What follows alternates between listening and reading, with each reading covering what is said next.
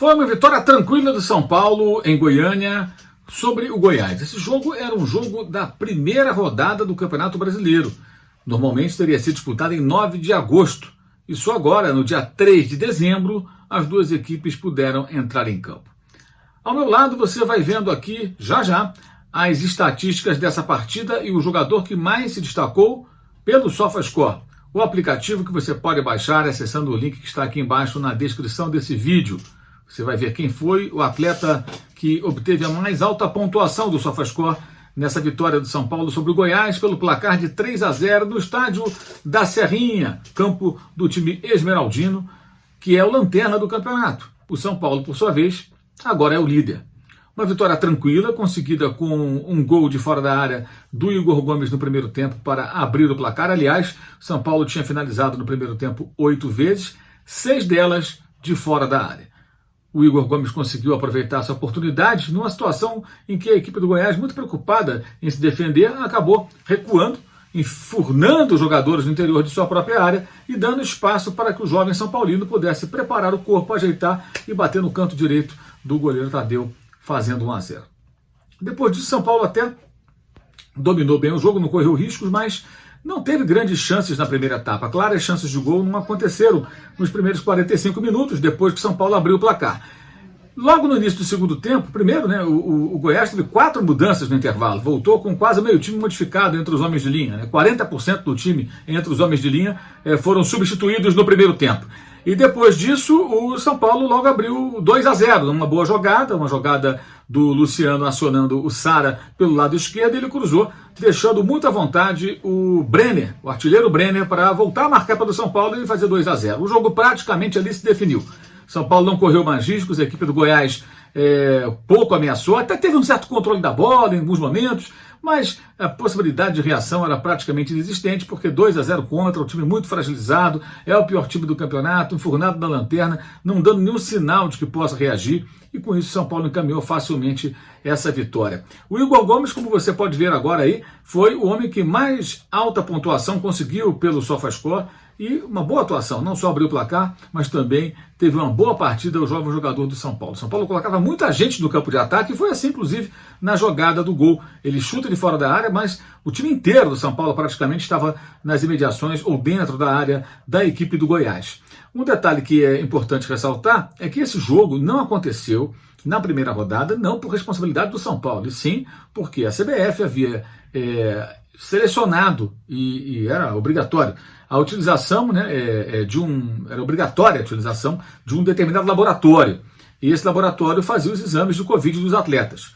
Ocorre que o Goiás alegou que só soube dos resultados positivos, e eram 9, 10 resultados positivos entre seus atletas, horas antes do jogo. Então não houve nem tempo para se preparar, para relacionar jogadores da base, reservas, ou seja, o time do São Paulo já estava em campo, viajou para lá, estava em campo, o Goiás também ali, mas com um problema muito sério. Era a primeira rodada, uma situação que se apresentou, e a CBF acabou se vendo ali obrigada a adiar o jogo, porque ela, em tese, teve ali uma responsabilidade. Não por acaso, ela depois disso abriu mão da determinação de um laboratório específico, e os clubes puderam trabalhar com outros laboratórios diversos, escolhendo eles mesmos para fazer os testes da Covid-19 nos seus profissionais. Então, esse jogo não aconteceu por conta disso. Não foi uma responsabilidade do São Paulo, acho que nem do Goiás. Foi mais por uma falta de organização, digamos assim, uma tentativa de estruturação desse protocolo de segurança não muito feliz, pelo menos naquele começo de campeonato, repito, foi na primeira rodada. Então o jogo que era para ser disputado em agosto acabou sendo disputado só agora. São Paulo, na realidade, acabou tendo 3 jogos atrasados, já fez 2 e falta 1 contra o Botafogo. Conseguiu 4 pontos de 6 disputados nesses 2 jogos que já fez e ainda vai enfrentar a equipe carioca para tentar conseguir 7 pontos de 9 dos jogos atrasados. Muita gente criticou, inclusive, a CBF por ter permitido que o São Paulo empurrasse essas partidas e adiasse durante um longo período. Isso de fato aconteceu. São Paulo só teve esses jogos agendados dias depois de ser eliminado da Libertadores e depois da Copa Sul-Americana, quando perdeu a vaga para o Lanús no Morumbi. No momento que isso aconteceu, a CBF definiu que os jogos aconteceriam em datas específicas nesse mês de dezembro. Ou seja, o São Paulo não teve que correr para fazer 4 jogos numa semana, como aconteceu, por exemplo, com o Flamengo. E pode até acontecer com o Grêmio, se avançar não só na Libertadores como na Copa do Brasil para a final, ele pode chegar em janeiro na semifinal da Libertadores, na final da Copa do Brasil, jogando pelo Brasileiro.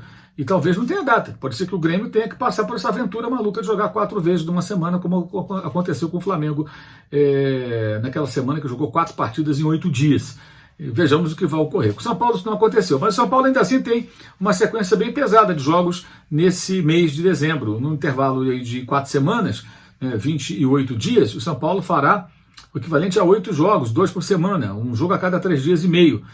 Serão partidas disputadas nesse período, intercalando não só os jogos do Brasileirão, inclusive o jogo atrasado, com os jogos contra a equipe do Grêmio, pela semifinal da Copa do Brasil. Então será um período difícil para o São Paulo, com muitos jogos. São Paulo até agora não passou pelo sufoco aí do surto de Covid, outros clubes enfrentaram esse problema, o São Paulo conseguiu até agora se precaver e se proteger disso, mas será uma série de jogos em que possivelmente ou provavelmente nem todos os jogadores estarão à disposição. E aí, mesmo que São Paulo perca alguns pontos, ele tem uma possibilidade muito razoável de administrar essa situação e mesmo que perca alguns pontos, pode virar o ano ainda como líder à frente do Atlético do Flamengo. Ele hoje está à frente do Clube Carioca, os dois têm o mesmo número de jogos, são 5 pontos de vantagem e tem 2 pontos a mais em relação ao Atlético. Mas o time mineiro tem um jogo a mais disputado em relação ao São Paulo.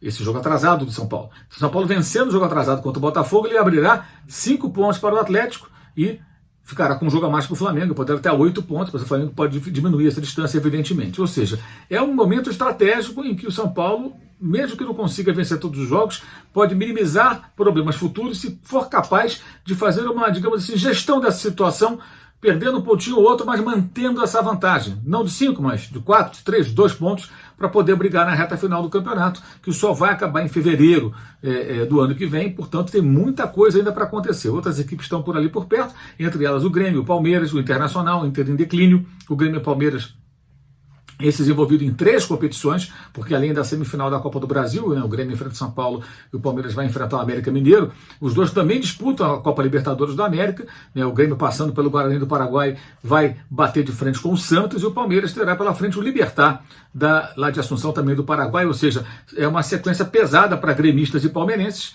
então são times que vão jogar muitas partidas nesse período. E claro, Flamengo, Atlético, Inter, esses times que ficam ali tentando alcançar o São Paulo, que agora é o novo líder, vão torcer para que os tricolores desperdicem pontos ao longo desse mês de dezembro, em meio a essa sequência de jogos. Não seria ser uma super maratona, porque são 2 jogos por semana, não tem aquela coisa de 3 jogos apertando, como aconteceu, repito, com o Flamengo nos 4 jogos em 8 dias. Mas é uma sequência pesada. Viagens, jogos eliminatórios contra o Grêmio, justamente no final do ano. O primeiro jogo da semifinal no dia 23, que é a antivéspera de Natal, e o segundo jogo no dia 30 de dezembro, que é a antivéspera do Ano Novo. Então, vai ser pesado, vai ser duro. O campeonato tende a entrar no ano que vem com times embolados ali brigando pela liderança, até porque o Atlético Mineiro só disputa o Brasileiro, e isso o favorece, o favoreceu nessa trajetória inteira, podendo recuperar jogadores, treinar adequadamente, com períodos maiores do que esses concorrentes que têm várias competições a disputar, e o Flamengo agora também, com a eliminação diante do Racing na Copa Libertadores da América, também terá só o Brasileirão, e em tese também fica nessa situação como o Atlético podendo se recuperar e colocar o seu time nos trilhos. Vejamos quem será capaz. É um campeonato, uma temporada em que a gente não tem como esperar muito grande o futebol das equipes em meio a tanta confusão, tanta dificuldade. Mas aqueles que forem mais regulares vão brigar aí para valer pelo título brasileiro. E o São Paulo tem uma gordurinha que, se bem administrada, pode fazer uma grande diferença no final da competição. É isso. Valeu e saudações.